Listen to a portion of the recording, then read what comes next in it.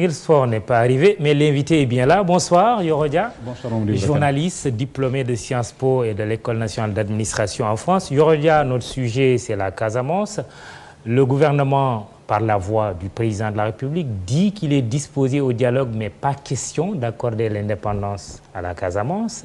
Salif Sadio, chef rebelle, qui dit disposé au dialogue, mais notre revendication d'indépendance reste intacte. Qu'est-ce qu'il faut comprendre par là? Ce qu'il faut comprendre, c'est deux choses. Ou bien Salif Sadio a une stratégie maximaliste en disant pour mieux négocier, il faut avoir une stratégie maximaliste, ou bien il en est convaincu. Et je crois qu'il en est convaincu. J'ai toujours dit, parce que ça on le sait, on dit souvent que la guerre est la continuation de la politique par d'autres moyens.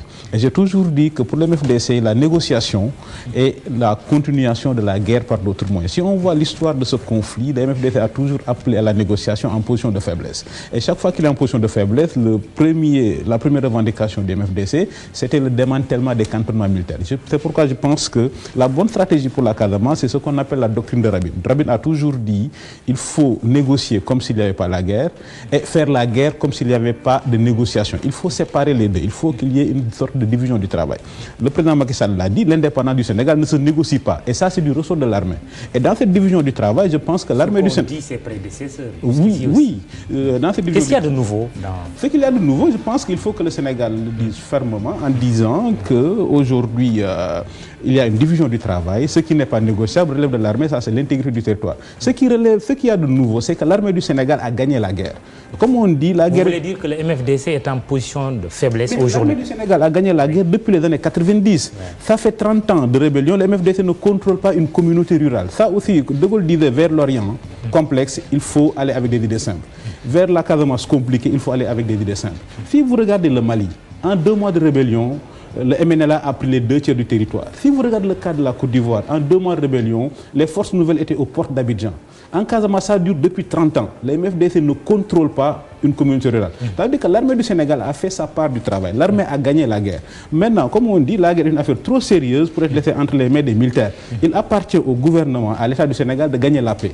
Et dans cette stratégie de gagner la paix, c'est là où on attend le gouvernement. Et pour gagner cette paix-là, il faut que le MFDC sache que ce qui n'est pas négociable, c'est l'armée, c'est l'intégrité du territoire.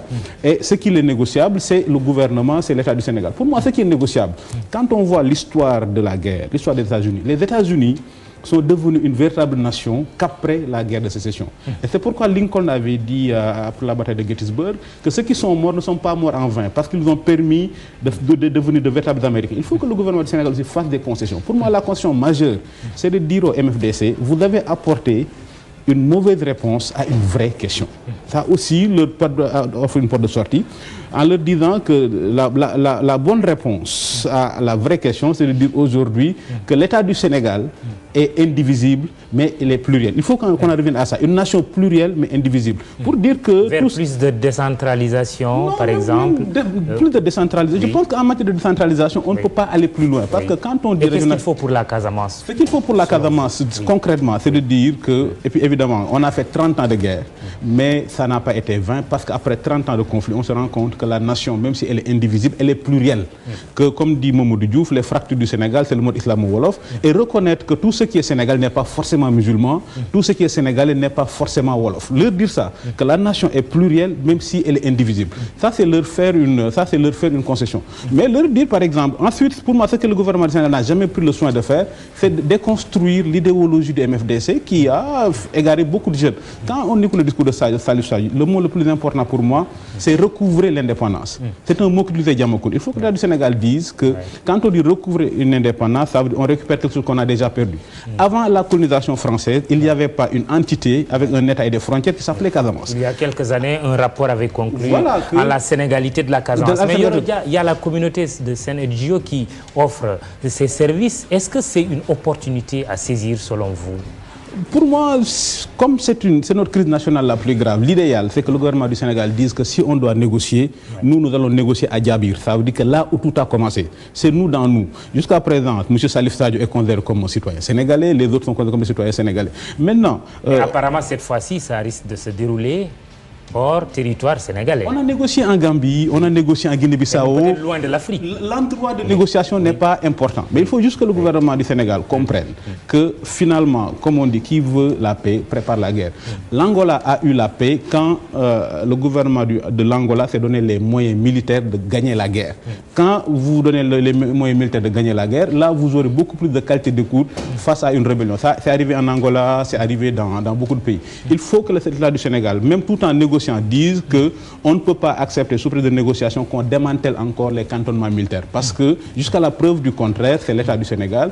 Et l'État du Sénégal, l'armée du Sénégal a le droit d'être présent partout. L'armée du Sénégal est présente à Matam, à Thiès, partout. Donc il faut dire que ça ne se négocie pas. Juste deux, il faut que l'État du Sénégal comprenne aussi que ce soit la Gambie ou la Guinée-Bissau, c'est stratégique. Ces deux pays-là n'ont aucun intérêt à aider le Sénégal. Parce que si vous regardez, c'est le seul moyen de pression que la Gambie et la Guinée-Bissau ont sur le Sénégal. Et puis, comme on dit, un État défend toujours la géographie de son international. Ni Yahya Jammeh. Si j'étais président de Gambie, je n'aurais pas aidé le Sénégal. Si j'étais président de Guinée-Bissau, je n'aurais pas aidé le Sénégal parce que le Sénégal est une petite puissance militaire. On a envoyé la Gambie en 81, on a envoyé la Guinée-Bissau en 98. Ces deux pays-là se disent aussi longtemps que le Sénégal a des soucis en Casamance, il n'aura pas le temps de s'occuper de nous. Donc, on aura la paix le jour où l'État du Sénégal se donnera les moyens de dire je sécurise la Casamance et je vais avoir la sécurité avec ou sans l'aval de la Guinée-Bissau ou de la Gambie. Alors, dernière chose en 30 secondes, Yorodia, le président Macky Sall a dit « Je suis prêt à tout, sauf pour l'indépendance ». Est-ce que cette réaction-là, c'est un peu en pensant à ce qui se passe aujourd'hui dans notre sous-région, la menace terroriste à travers l'ATMI? Non, mais ça dit qu'aujourd'hui, nous avons une région très instable et c'est pourquoi je dis que l'armée du Sénégal, dont l'avantage comparatif a été d'avoir une armée et une armée de professions et de métiers. Et c'est pourquoi moi je pense que la survie du Sénégal dépend aujourd'hui de cette armée-là. Il faut que le Sénégal rapidement stabilise la Casamance. On l'a vu en 98, ça a débordé en Guinée-Bissau. Et puis ça, là aussi, où l'armée du Sénégal a créé un rapport de force favorable sur le terrain, il faut que le gouvernement gagne la paix. On ne peut pas demander à l'armée de négocier, l'armée ne négocie pas, l'armée a fait son boulot, ça fait 30 ans, il ne contrôle même pas un village. Pourrait utiliser par exemple la Casamance pour...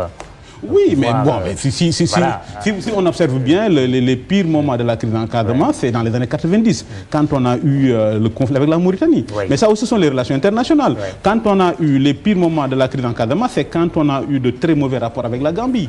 Les pires moments de la crise en Casamance, c'est quand on a eu le conflit frontalier avec la Guinée-Bissau. Aujourd'hui, la Casamance est le talon d'Achille du Sénégal. Nous avons une grande armée, nous avons une démocratie, mais c'est notre talon d'Achille. Et comme tu dis, quand tu fragiles quelqu'un, il faut appuyer sur son talon d'Achille. Merci Yorodia d'être venu sur le plateau du 20h de TFM. C'est la fin pour ce soir. Demain, rendez-vous avec Khalifa Diakhaté, toujours pour le 20h. Bonsoir.